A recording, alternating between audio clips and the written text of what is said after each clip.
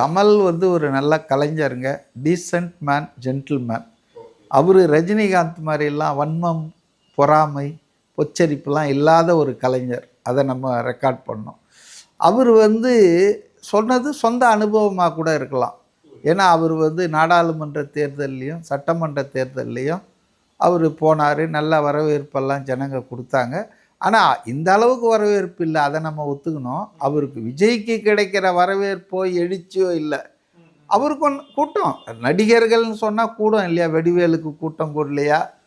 விஜயகாந்த் கூட்டம், அது மாதிரி ஒரு ஆவரேஜ் க்ரௌடு.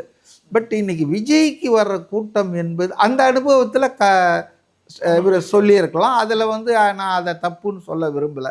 அவருடைய கருத்து, அவருக்கும் 60-62 வயசு ஆயிடுச்சு இல்லை, இஸ் ஆல்சோ எக்ஸ்பீரியன்ஸ்டு. ஆனால் விஜய்க்கு வர்ற கூட்டம்ன்றது வந்து ஒரு நடிகனுக்கு வர்ற கூட்டமாகவோ அல்லது ஒரு திரைத்துறை கலைஞனுக்கு வர்ற கூட்டமாகவோ இல்லை.